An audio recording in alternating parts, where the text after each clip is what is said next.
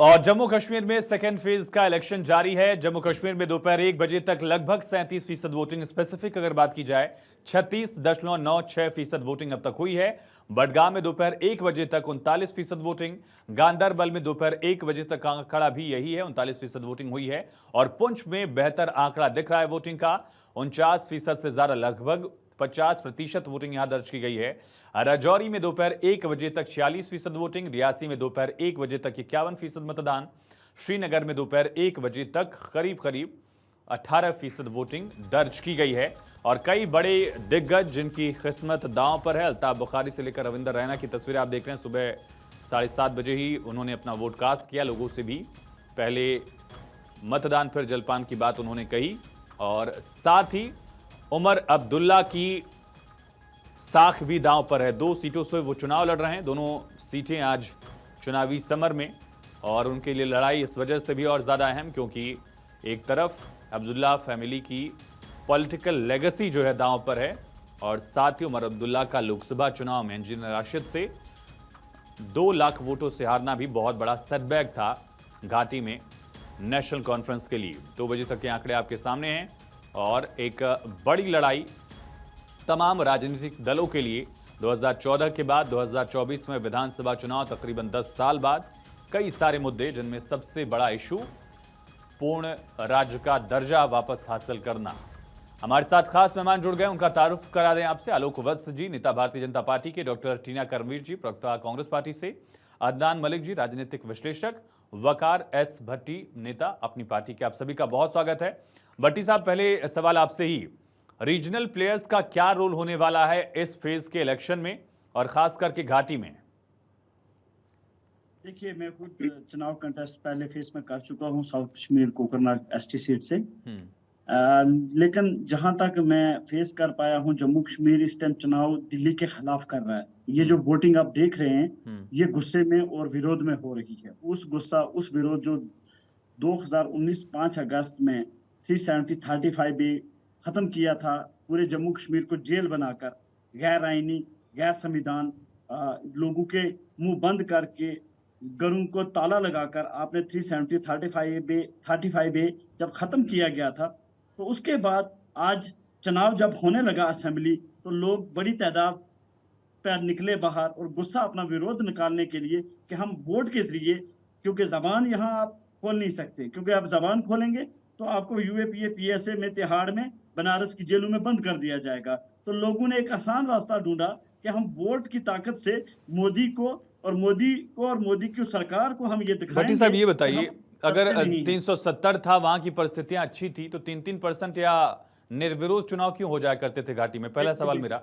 दूसरा सवाल, लोग लोकतंत्र के साथ है, ये तो लोकतंत्र के लिए अच्छी तस्वीर है। अब चाहे वोट किसी को वो करें, किसी को ना करें, वो किसी का भी पर्सनल मामला हो सकता है, और ये लोकतंत्र के साथ की जो तस्वीर है, इस पर तो पूरा देश एक तरह से जश्न में है। अच्छी तस्वीर दिख रही है, किसी को भी वोट करें वो। 2014 में इससे ज्यादा वोट परसेंट हुआ, आप जाकर देख लीजिए वेबसाइट पे। 2014 में बताइए ना मुझे, 87 के बाद के इलेक्शंस में, 2002 तक के इलेक्शंस में क्या दौर रहा है? और क्या 2014 में कई इलाके ऐसे नहीं थे जहां वोटिंग बहुत कम हुई थी? उसके पहले के इलेक्शंस में भी ऐसा नहीं था? 2008 के इलेक्शंस में भी ऐसा नहीं था?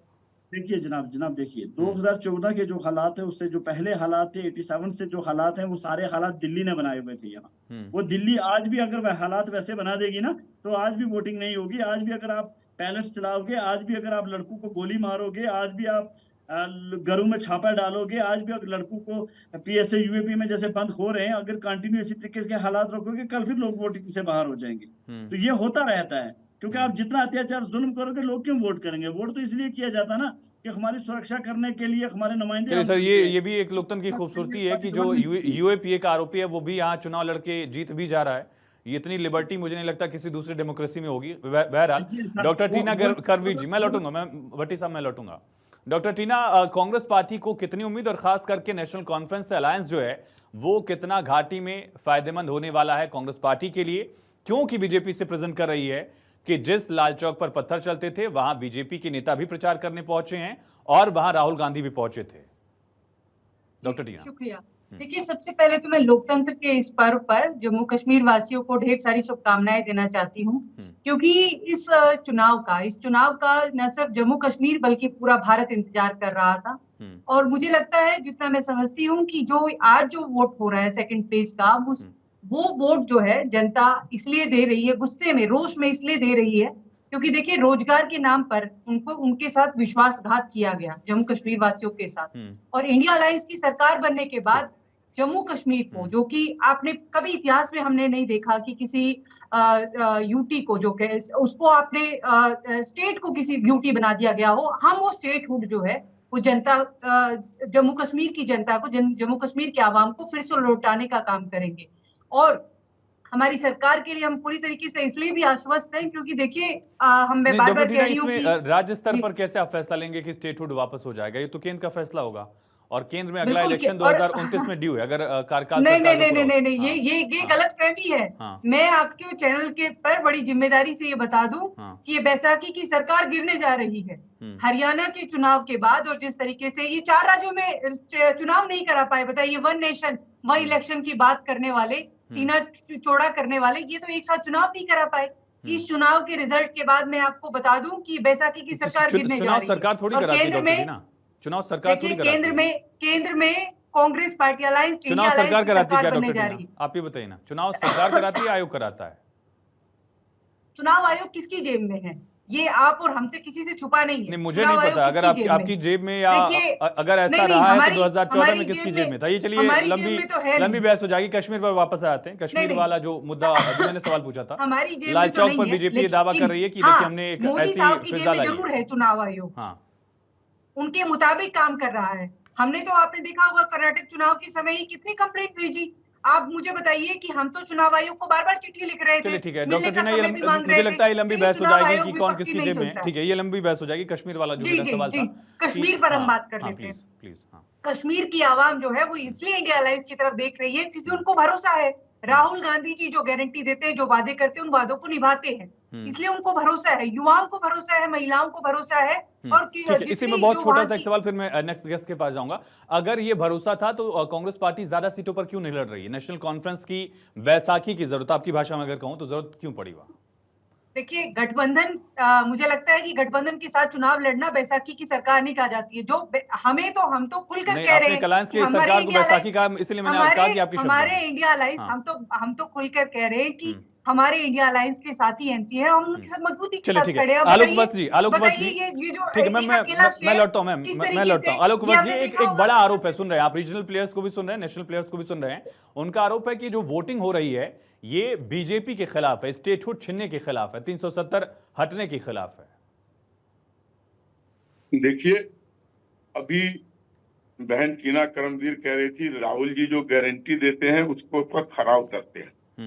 एक छोटा सा एग्जांपल देता हूं। स्वामीनाथन की रिपोर्ट 2006 में आई थी, और 2007 में प्रधानमंत्री मनमोहन सिंह ने लिखित तौर पे कहा था कि it is not feasible to implement his recommendation.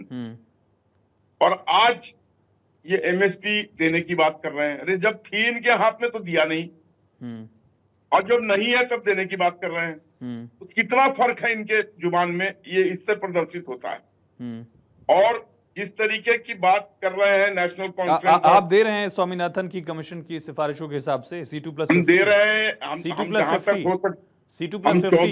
C2+50 आलोक नहीं, सुनिए ना, फॉर्मूला ये था C2+50, उसमें जमीन का किराया भी शामिल था। बहुत विस्तृत हो जाएगा, मैं बड़े मुद्दों पर नहीं जा रहा, जैसा टीना जी के साथ भी नहीं किया मैंने। लेकिन स्वामीनाथन आयोग की जो सिफारिश थी, फॉर्मूला जो था C2+50 का, उसमें जमीन का किराया भी शामिल था।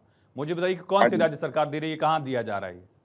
देखिए, अभी तो कहीं नहीं दिया जा रहा है एग्जैक्टली। लेकिन हम 24 खदानों पे एमएसपी से ऊपर का प्राइस दे रहे हैं। ठीक है, जो ठीक है। वापस जम्मू कश्मीर वाले सवाल पर बहुत छोटा सा रिएक्शन, क्या ये जम्मू कश्मीर पर मैं आपसे जम्मू कश्मीर पर मैं आपसे बताना चाहता हूं कि जिस तरीके का कांग्रेस और एनसी का मैनिफेस्टो है, और जिसको पाकिस्तान ने भी सर्टिफाई किया है कि हमारे चीजों से मेल खाता है, तो ये क्या संदेश जा रहा है? चलिए ठीक है, मैं लौटूंगा। अदनान मलिक जी, घाटी में लोकतंत्र की तस्वीर दिख रही है, और अच्छा ये है कि तमाम लोकतांत्रिक दल जो हैं वो इसका साथ दे रहे हैं। कश्मीर के लिए सबसे बड़ा इशू स्टेटहुड के अलावा क्या है? सर प्लीज अनम्यूट करिएगा अगर, हाँ अब सुन पा रहा हूं मैं आपको। हाँ, ये बहुत बड़े इशू है कि इस दौरान जो फेज आया पीछे, उसमें बेरोजगारी बहुत बड़ा मुद्दा रहा। इस बेरोजगारी अभी इतना बेरोजगार है, आप देखेंगे कोई एम्प्लॉयमेंट की जॉब से नहीं है, कुछ नहीं हुआ, तो इसको बेरोजगारी सबसे बड़ा मुद्दा है उसमें। जो बीजेपी की तरफ से कहा जा रहा है कि देखिए पहले क्या होता था, बंद बुला लिया जाता था, स्कूल बंद होते थे, दुकानें बंद होती थी, इससे रोजगार पर भी असर पड़ता था और व्यापार पर भी। अब दुकानें खुली हैं, स्कूल चल रहे हैं, रोजगार भी चल रहा है। टूरिस्ट इतना आया है यहाँ पर, हाँ, टूरिस्ट का एक बड़ा बेनिफिट हुआ है। और ये कश्मीरी जो है वो खुश भी है, ये सारा ये रोज को लेके नहीं बोला, क्योंकि जब पहले लॉकडाउन होता था, आप देखिए इलेक्शन में बाइकआउट करते थे, दुकानें बंद होती थी। आज तो दुकानें खुली हैं, टूरिस्ट आ रहा है, कारोबार चल रहा है।